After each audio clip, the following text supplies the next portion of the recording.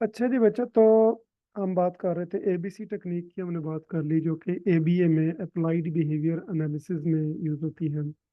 Antecedent, यानी कि अगर इसको सादा से अल्फाज में कहूँ तो इसका मतलब है कि जो वजह बनी इसकी, या क्या ऐसा मामला हुआ बिहेवियर अक्कर होने से पहले पहले, उसके वजूद में आने से पहले पहले, फिर उसके कॉन्सिक्वेंसेस क्या हुए। तो ए बी सी, तो ये एक बड़ी अच्छी टेक्निक है कि वो उसके पीछे जो है ना वो वजूहात भी बदलते रहते हैं और बिहेवियर्स भी चेंज होते हैं और उसके कॉन्सिक्वेंसेस भी देखते हैं कि भाई आपको, यानी कि अगर आप अच्छा बिहेवियर शो करेंगे तो उसकी वजह से फिर आपको इनाम भी मिलेगा, रिवार्ड। तो वो सारा एक जो है ना बिहेवियर मॉडिफिकेशन टेक्निक्स, और उसमें हम जाकर तफसील से भी पढ़ लेंगे।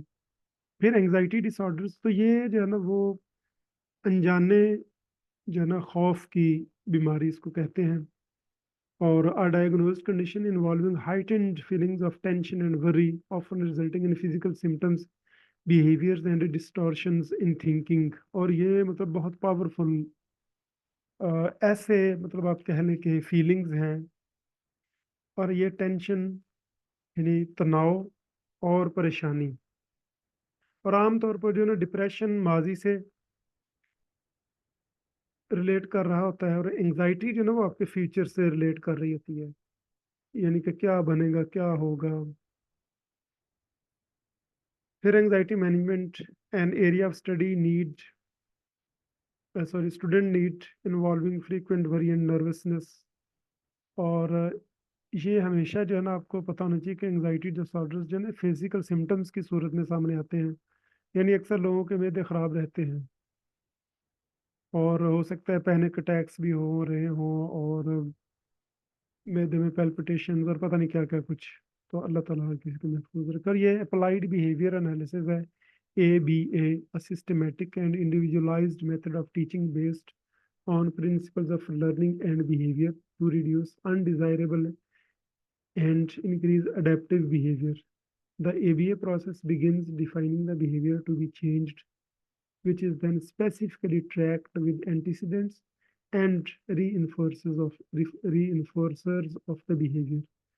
ABC tracking sheets are often utilized, and an analysis of the tracking helps to develop specific strategies to develop shape the desired outcome. ABA can be implemented in schools by teachers and school teams। और ABA literally बहुत सारी दुनिया जो है ना ABA certified होती है, और वो जो है ना खासकर ऑटिस्टिक बच्चों के साथ काम करने के लिए ना अक्सर ABA का सहारा लिया जाता है। तो ये मतलब बड़ी अच्छी टेक्निक है, और इसके एक्सपर्ट्स भी आपको हर जगह मिल जाएंगे।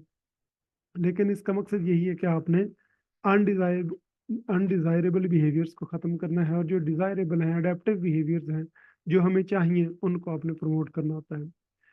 फिर आर्टिकुलेशन, आपको पता है कि अल्फाज की अदायगी की बात होती है। तो articulation skills an area of student need based on his और हर स्पीच प्रोनाउंसिएशन। तो आर्टिकुलेशन का काम ही अल्फाज को प्रोनाउंस, अदायगी, ठीक है।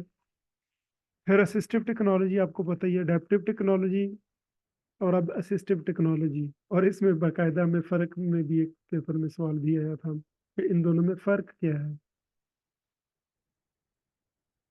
तो assistive technology, AT, is any piece of technology that helps a student with or without a disability to increase or maintain his or her level of functioning.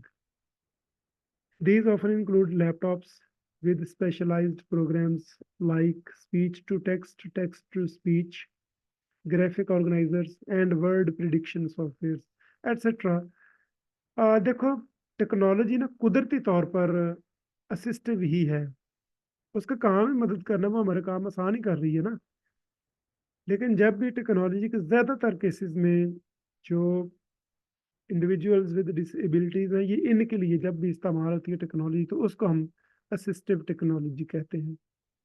बल्कि अब तो एक्सेसिबल टेक्नोलॉजी और अडेप्टिव टेक्नोलॉजीज की बात हो रही है। फिर अटेंडेंस स्ट्रेटजीज हैं, ये तो हो गया स्टूडेंट्स को अटेंडेंस, स्टूडेंट की अटेंडेंस की बात हो रही है, जो हाजिरी। फिर ADHD है, attention deficit hyperactivity disorder. इसमें तीन चीज़ें जो है ना याद रख लीजिएगा। Inattention impulse passivity and hyperactivity या overactivity. So a diagnosed condition that is lifelong. The characteristics of ADHD include inattention के बच्चे किसी काम को attention नहीं दे पाते, उनका attention span बहुत कम होता है. Impulsive जो होता है ना वो जल्दबाज होता है. ओवर एक्टिव है कि मतलब बहुत ज़्यादा मतलब हरकत में रहने वाला. ओवर एक्टिव बहुत ज़्यादा चुस्त. तो उसको हम कहते हैं the condition affect somewhere between 5 to 8% of children still in school. और तकरीबन जो है ना वो आप देख लें 5 to 8% कैनेडियन बच्चों को अगर कर रही है तो यहाँ पर आपके सामने ही है. फिर अटेंशन स्किल्स कौन से है कि ये भी स्टूडेंट नीड का एक एरिया है जहाँ पर जिन बच्चों को भी अटेंशन मेंटेन करने की ज़रूरत पड़ती है तो ये वो स्किल्स हैं ये उनकी हेल्प करती है. फिर ऑडिटरी प्रोसेसिंग डिसऑर्डर है, यानी सेंट्रल की वो बात कर रहे हैं, सेंट्रल ऑडिटरी प्रोसेसिंग डिसऑर्डर. तो ऑडिटरी का आपको पता ही है कि सुनने से ताल्लुक है. तो uh diagnosed receptive language disorder which makes it difficult to process sounds in speech. तो साउंड्स को प्रोसेस करने में मुश्किलात पेश आ रही होती है. फिर AAC है ऑगमेंटेटिव एंड ऑल्टरनेटिव कम्युनिकेशन. तो कम्युनिकेशन यूजिंग पिक्चर्स सिंबल्स और voice output devices to augment और act as an alternative to a student's front और प्रेवियस कम्युनिकेशन. तो जो बच्चे के पास मौजूद है जितनी को कम्युनिकेशन उसके पास है उसको ही मतलब ऑगमेंट का मतलब है कि उसकी मदद करना. ऑल्टरनेटिव का कोई उसका जो है ना वो मुतबादल फराहम करना. तो आप अभी तक मसलन हमने कोई 25-30 जो है ना टर्म्स देखी हैं तो आपने अंदाजा होगा आपको कि यार सारी गेम ही ये है कि हमें हर चीज़ के हवाले से थोड़ा थोड़ा पता होना चाहिए कि ताकि जब वो चीज़ आपके वहाँ पे आए तो आप उसको फौरन से पहचान सके कि यार ये क्या बात की है इन्होंने. फिर ऑटिज्म स्पेक्ट्रम डिसऑर्डर है जो कि आपको पता ही है कि कम्युनिकेशन और सोशलाइजेशन जो है ना इसमें इफेक्ट होती है. यहाँ पर कितनी तफसील से वो जो है ना इसको एक्सप्लेन कर रहा है कि a formal exceptionality identified by an identification placement and review committee. ये ओंटारियो एजुकेशन जो है ना डिपार्टमेंट ये इनकी है यानी कि ये कैनेडियन है. तो तकरीबन जो है ना वो council for exceptional children AAIDD American association intellectual and developmental disabilities WHO और DSM-5 सब जो है ना वो ऑटिज्म की डायग्नोसिस पे बात करते हैं. तो ये हमने इवन आइडिया से जहाँ से हम डेफिनेशन एक्चुअल उठाते हैं वो भी यही बता रहे होते हैं. तो 3 तरह के जो है ना वो मतलब 2 तरह के ज़्यादातर मसाइल इसमें deficit in social communication and restrictive repetitive behaviors that are present since a young age and persistent. ठीक है. इन द पास्ट वो कहता है कि सब types like Asperger's and autistic disorder were considered separate diagnoses, but the 5th edition of the DSM, यानी Diagnostic and Statistical Manual of Mental Disorders, 5th edition removed these subtypes. Now severity level is included with an ASD diagnosis. अच्छा अब जो है ना वो यहाँ तक बात आ गई है कि level 1 requiring support, level 2 requiring substantial support and level 3 requiring very substantial support. यानी कि जैसे हमने अगर MCC का कोई बच्चा पढ़ रहा है बल्कि तस्वीर है तो आपने देखा होगा कि हमने वहाँ पर intermittent extensive limited and pervasive जो है ना intermittent limited extensive and pervasive levels of support की बात की थी ID के साथ जो बच्चे होते हैं इंटेलेक्चुअल डिसेबिलिटी के साथ. तो अब जो है ना यहाँ पर भी यह बात आ गई हुई है कि यहाँ पर वो कहते हैं कि किस लेवल की उनको सपोर्ट चाहिए उसकी बुनियाद पे कैटेगराइज करते हैं खासकर DSM-5 के मुताबिक. फिर ASD is caused by combination of genetic and environmental factors. तो ये ए जो है ना आप जरा इमेजिन करें कि हमने इसमें कोई 25-30 टर्म्स पढ़ी हैं. फिर इसी तरह BCDEFGHIJKLMNOP तो जितने भी हैं UVWJ कोई 15-20 तो हैं. तो इन सब को जब आप पढ़ेंगे समझेंगे कोई एक लफ्ज नहीं आएगा डिक्शनरी से देखेंगे तो यार ऐसे नॉलेज बेस बढ़ती जाएगी. आपने देखा होगा कि इसमें से 3-4 टर्म्स मुझे भी नहीं आ रही थी.